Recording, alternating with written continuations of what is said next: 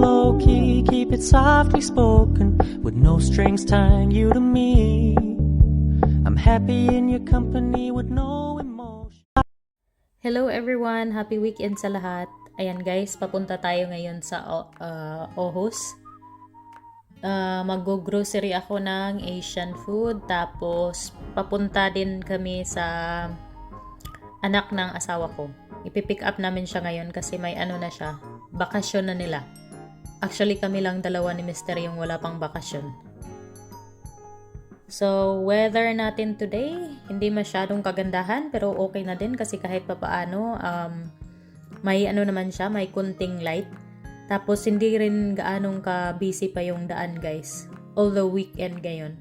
Siguro yung iba kasi nagta-travel na. So, ayan, samahan nyo kami sa aming biyahe.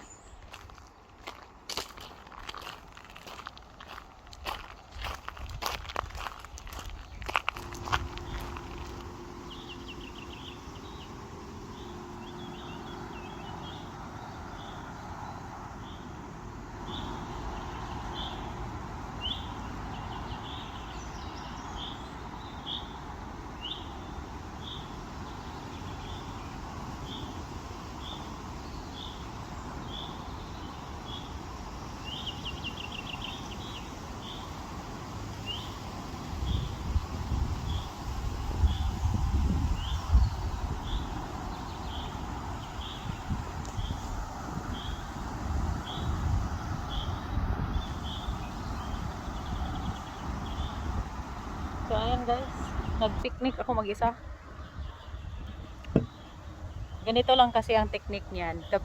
So, nasa middle of nowhere tayo ngayon. Coca-Cola. Ayaw kasi akong samahan ni husband. Kaya naglakad na lang akong mag-isa. Total, pinanganak naman tayo mag-isa. So, aalis tayo mag-isa.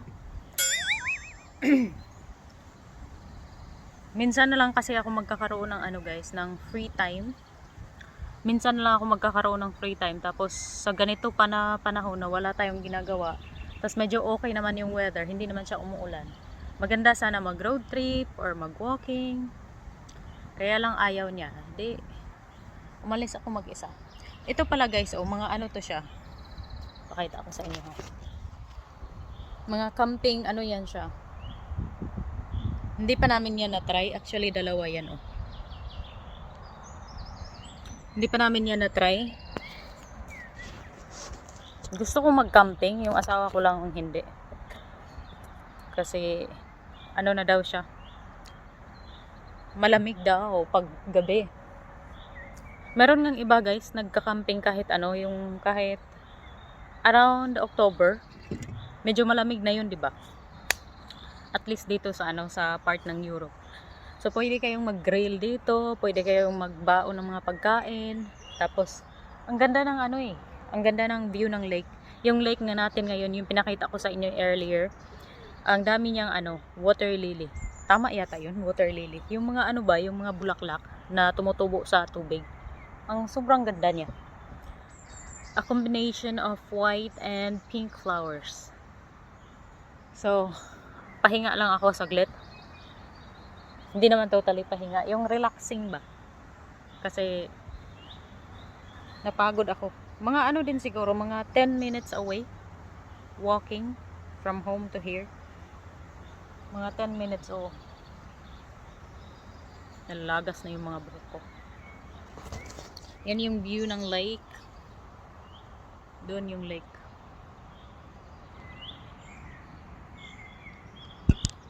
Di nyo kasi masyadong makikita guys. It's because yung mga yung mga dahon. Grabe, ang dami ng trees. Noon kung yung sa mga previous video ko, kalbo yan. Kasi during winter namamatayan sila lahat. Pero ngayon sobrang alive. Ayan yung mga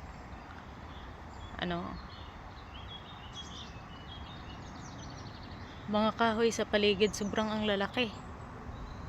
Ayan oh. Super ganda. Maganda. Punta tayo dito mamaya guys. Maya lang. Punta tayo dyan.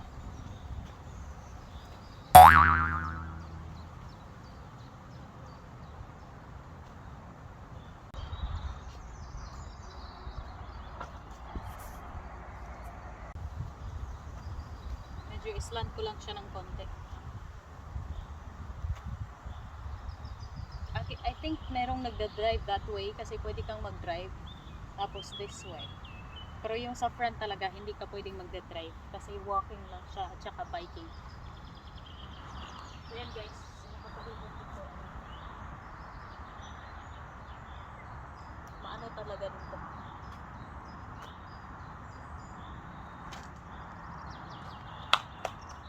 Medyo lumamig na yung paligid.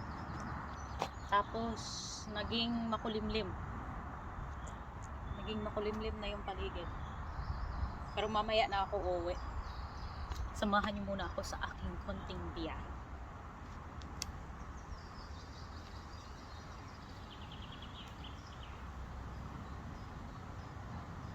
So medyo kumulimlim na talaga ang guys, ang paligid. Wala namang katao-tao pero ayan o, ang daming water lilies. Medyo swampy area to siya dito.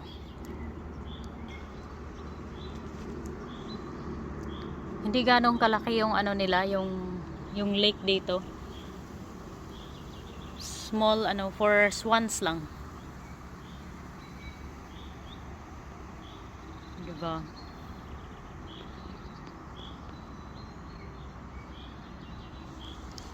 Punta tayo doon ng konti.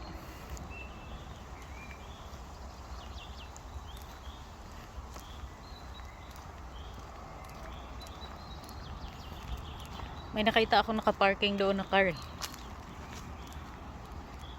So I think may naglalakad doon. But we'll see.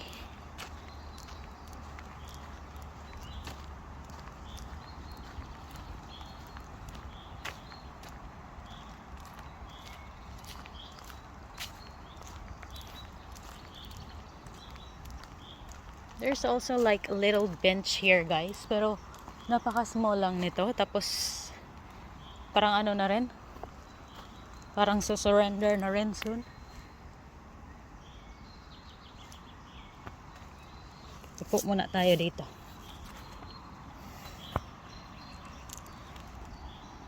So ayan, yung small road na yan, connected din yan directly sa kung pupunta kayo ng Arhus.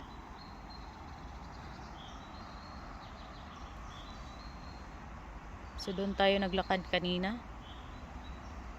Tapos now we are going around. So yan. Uwi na rin siguro ako soon. Kasi baka abutan ako ng ng ulan. So yan guys, yung mga trees medyo may na siya, may mga ganito na. So pretty soon may na rin, may mushroom na rin. So I'm gonna try to do a mushroom foraging. Ayan. Daming mushroom dito sa Denmark. Hindi ko lang alam kung which one is edible or which one is not. But I'm gonna try to figure it out.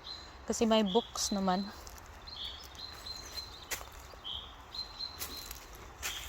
Because I think foraging is so much fun.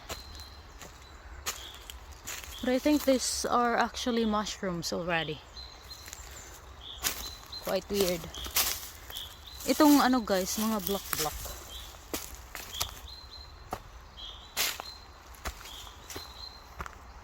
So mga around September siguro, madami na ang mushrooms. Ngayon wala pa siya, wala pa akong makikita.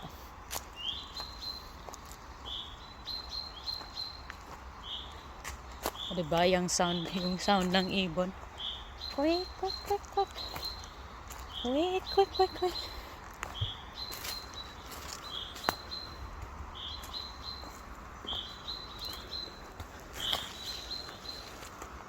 Ayan. This is the other side of the road. Actually, hindi ko pa ito nakita. Ganito pala dito.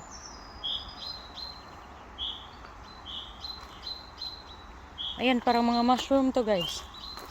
May mga mushroom na pala. Ayan, oh. Ang dami pa naman. Ito, hindi ko alam kung nakakain to. Kailangan ko munang magbasa farther about mushrooms bago ako mag-foraging. Ayan, oh. Pero parang nakakain to. Nakikita ko to sa kaibigan ko, eh. Picturean ko nga to. Ayan, madami na siya.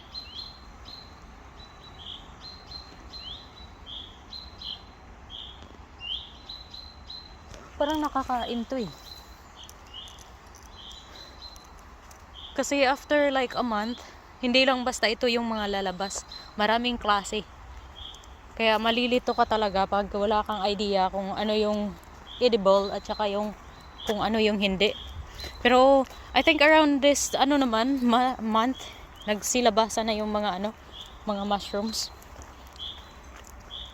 Kasi nga na eh, summertime. Wala na yung car kanina dyan, nakikita ko.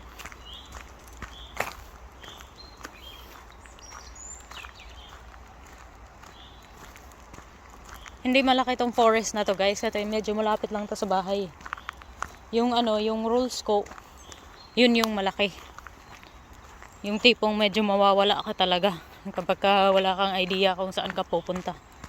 Ito siya, small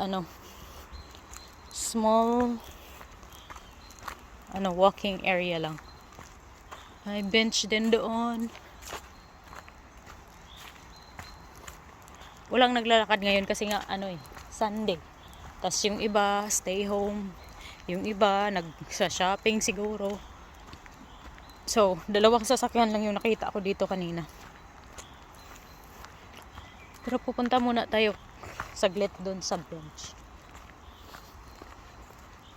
Baka marong turn tayo nito.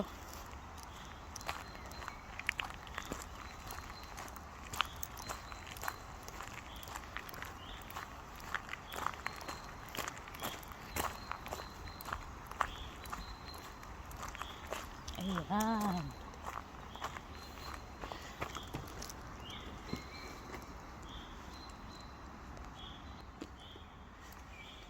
So, sino sa inyo guys nakapanood ng wrong turn?